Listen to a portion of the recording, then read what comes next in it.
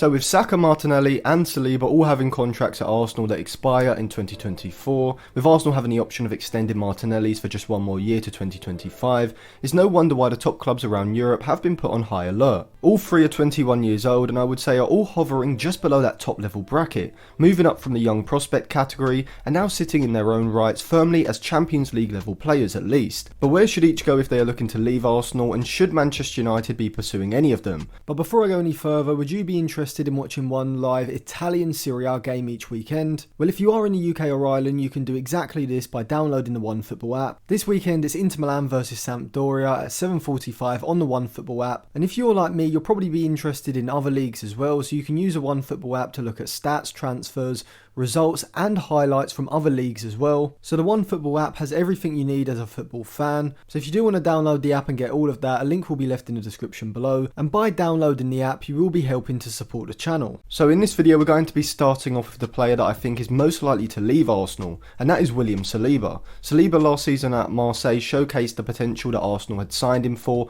originally back in 2019 for £27 million.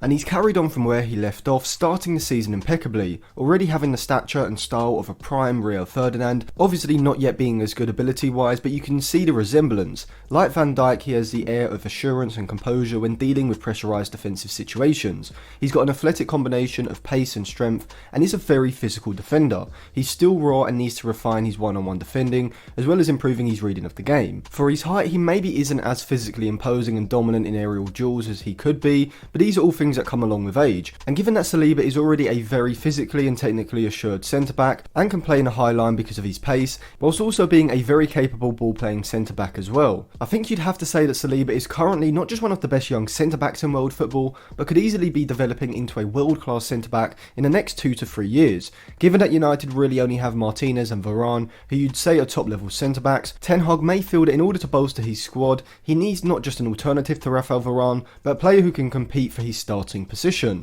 And Saliba fits this bill, being the perfect age and having all the physical and defensive attributes that ideally you'd like for a Ten Hag centre-back, whilst also being a fantastic progressive passer and carrier, able to play incisive passes, splitting the lines of the opposition system, which is something that is often very undervalued when it comes to the modern day centre-backs. Most people focus on centre-backs playing long raking Hollywood passes rather than those shorter, sharper, more disguised passes. I think Saliba and Martinez would be the perfect centre-back partnership, with Lisandro being the more aggressive stopper centre-back, moving out of the back line to make interceptions and put in tackles, with Saliba being able to retain a deeper position, being able to use his acceleration and turning pace to sweep up in behind. This would give Ten Hag a centre-back partnership reminiscent of Vidic and Ferdinand, with Lisandro Martinez being the aggressive bulldog at the back and Saliba being the more elegant sweeper behind. But also both players are fantastic in possession, which will take the creative burden off of Casemiro and the two fullbacks in front. This would also give Ten Hag the long-term stability in the centre-back position,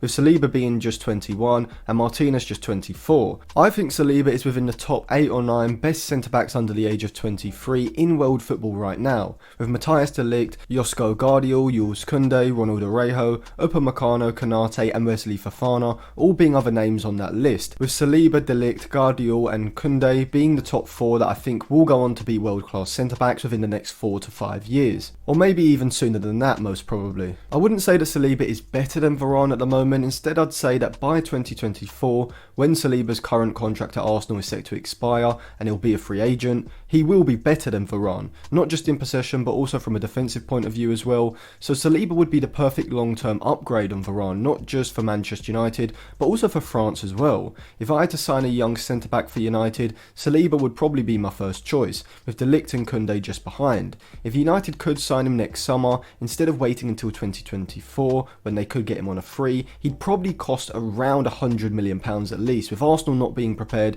to sell their prized asset and certainly not to a league rival, which tells me that any transfer would probably have to wait until 2024. So Saliba would be perfect for Manchester United, but would Manchester United be perfect for him? Well, I'll come on to where each player should go at the end of the video. Now we come on to Bukayo Saka, who like Saliba has a contract until 2024 and is also 21 years old, and is cementing himself as a top 6 Premier League player and showing signs of having world-class potential. Saka very much falls into the same category as Antony and Sancho, a wide attacker who holds his width in the attack, looking to utilise his dribbling, pace, quick interplay and creativity from the flank, usually the right side in the case of Saka, although I wouldn't pin down Saka solely to the flanks, as I would with players like Martinelli and Mahrez. Saka could be allowed to float inside into central positions where he can use his ball carrying ability to drive the attack forward and then create once in the half space. From his FB ref report, we know that Saka ranks around the mid 80th percentiles for his progressive carries and the 90th for his carries into the penalty area. However, he sits around the 50th percentile when it comes to his dribbles, suggesting that Saka is far better on the counter when he's bursting into space,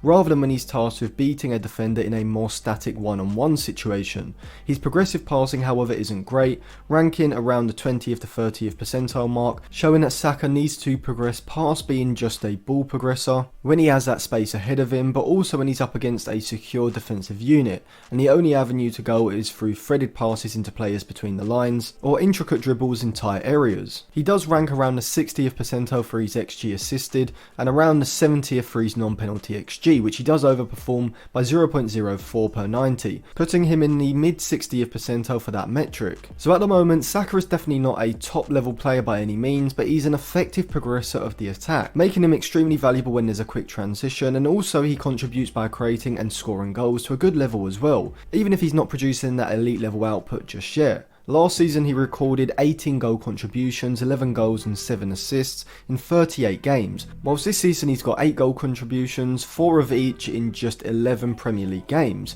If he carries on at this rate, he should get around 14 goals and 14 assists in the Premier League, and around a total of 30 goal contributions probably in all competitions, which would without doubt be the return of a top level talent. But the question is, how far can he go after this? Well, I do think that Saka is a player who can develop into a key component of an elite side. What I mean by this is, unlike say Vinicius Jr, Mbappe and Haaland, I don't see Saka competing for Ballon d'Ors, but I do see him eventually being a more complete version of Raheem Sterling, being able to pick up 30 goal contributions consistently each season in the Premier League, whilst also being a valuable progressor of the ball and being highly tactically aware and versatile, which would give Saka a starting spot in most sides in world football. So even though he may not be a key player that you build your side around, he's a very good weapon to have at your disposal. For Ten Hag, along with his quality and his potential, he'd bring the tactical versatility and understanding of a similar type of system, so should be able to fit in seamlessly. Like Saliba, Saka's contract expires in 2024, so even though Arsenal would likely demand something outrageous like 10% of the money Alex Jones now owes, that would probably not be viable for United given that they've spent 150 to 160 million pounds on 2 wingers in Sancho and Antony. And so in 2024, Saka could come in on a free as a player seeking to not just provide competition for Sancho and Antony, but also an upgrade on them. A player capable of playing from either the left or the right as a natural winger, and could even be used in a central attacking midfield position or as a wing back, as we have seen him used before. Now, like Saliba, I will come on to where I think Saka should go at the end of the video, but let's first analyse Gabriel Martinelli's situation. So Martinelli, like Saka, is 21 years old and plays on the flank for Arsenal, either side of Gabriel Jesus with Saka on the other side. However, with Gabriel Jesus dropping deep, we do often see Martinelli making those diagonal runs into more central positions when in the final third, and so you could categorise him more as an inside forward, at least certainly more than Saka, I would say. Martinelli, like Saka, ranks highly for his non-penalty XG, sitting around the 80th percentile, but he only just underperforms it as well, ranking around the 50th percentile for that metric, and overall he sits in the low 70s for his non-penalty goals. Martinelli also sits around the 60th percentile for his XG assisted, and in the 93rd for his carries into the penalty area. So we can see that at the moment, like Saka, Martinelli is a promising young player who is producing very good and consistent output, but at the moment he's just below that true top level output, which you would imagine should be attainable for both players alongside the right development within the next 2 to 3 seasons. I think for Manchester United, Martinelli is a better option than Saka. Firstly, because I think United already have 2 players in Sancho and Antony who are natural wingers like Saka, whilst the only inside forward in the squad is Marcus Rashford. So just because I see Martinelli being more of a goal scoring inside forward rather than a creator from the flank like Saka, I I lean more towards a Brazilian, but I also think that Martinelli maybe just has slightly higher potential than Saka, as I think the probability that Martinelli reaches world class level is higher than for Saka to reach that level. Not by much though, I must say, as I do still think both have the ability to start producing those world class level seasons, and at least top level seasons, the kind of which that we saw Sterling have at City, and Mesut Ozil and Alexis Sanchez before them at Arsenal. Martinelli is a player I see in the mould of someone like David Villa, a player who could be used as a centre forward in other teams, but at the top level will be best deployed as an inside forward from the left, and so because of this, Martinelli wouldn't solve United's centre forward issues in the immediate term, even if he was gettable next summer, which I doubt he would be, as United currently need a centre forward to replace Ronaldo and upgrade upon Rashford and Martial. I would like to see Lautaro Martinez as a centre forward, playing the role of a deeper lying forward, dropping off between the lines to link the attack, with Antony or Sancho positioned as the natural wide player, holding the width from the right, whilst Martinelli or Rashford play more as an inside forward from the left, making diagonal runs into central goal scoring positions. But Martinelli would be harder to get than Saka, as the Englishman's contract is up in 2024, and whilst Martinelli is as well, Arsenal don't have the option of extending Saka's like they do with the Brazilians, so in 2024 Saka will be available on a free if he doesn't sign a new contract, whilst Arsenal will still likely demand in excess of £60 million for Martinelli, despite him having just 1 year left on his contract at that point. For United, you'd have to weigh up whether you think Martinelli can improve upon Rashford, and for that, the answer is really unknown at the moment, and I would say that both players are around each other's level, although having both at his disposal would give Ten Hag some serious strength in depth,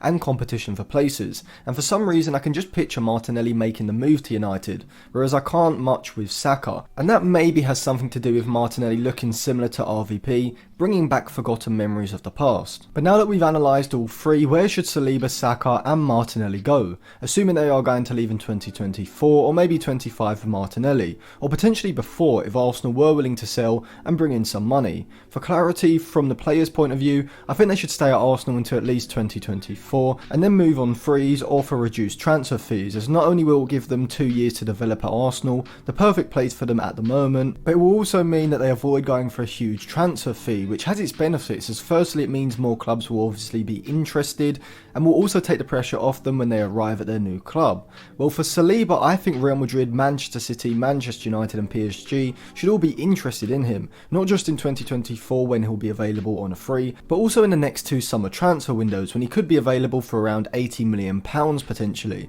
But the best match in my opinion is either Manchester United or Real Madrid. Whilst I do think Saliba would thrive at PSG or City, I just think both Real and United need him a lot more, and I think Saliba would make an excellent central defensive partnership with either Lisandro Martinez or David Alaba, whereas I do kind of feel like he'll be wasted at PSG unless he was to win a Champions League with them, whilst I also think that if both Manchester United and City are competing for the title, which I think or hope will probably be the case by 2024, then I think United for a lot of players will be the preferred move, unless they have some specific connection or relationship with Pep. So to conclude, I think Saliba moving to Real Madrid would be the best move, with a move to United being secondary. For Saka, I think a move to AC Milan in 2024 at the age of 23 would be the perfect move. Not only will he be at a side who will be competing for Serie A every year, but also at a club who can now compete in Europe. If Milan can extend Rafael Leao's contract, as well as keeping hold of players like Teo Hernandez, Tomori, Kalulu, Benacer, Tonali and Diaz, then Milan with the addition of Saka have a young squad who by this point will have top class if not world class individual talent, and other than maybe Manchester City, Real Madrid and Barcelona, AC Milan may be the most attractive club to big name players at this current point in time, so it's definitely a viable option as a transfer in my opinion, suiting both club and player. Having said that, I also think the likes of Chelsea and Liverpool should be interested in Saka if he is available on a free in 2024, as both sides seem to be adopting new systems, utilising natural wingers a lot more, and Saka would be perfect to play as one of Graham Potter's wing backs in that back five that become almost like wingers in the attack, or he could also do a very good job on the right of Klopp's new 4-2-3-1 system, coming in as an upgrade on Harvey Elliott. However, I think given that he's already at Arsenal, unless a side come in who are the clear dominant side domestically like City are now, then I think Saka should instead look to move abroad, which is why AC Milan would be my preferred destination for him. For Martinelli, I think Barcelona is the move to make. At the moment, Xavi does have Rafinha, Ansu Fati and Dembele, who are all more natural wingers than inside forwards, but it's really only Ferran Torres who can play that inside forward role,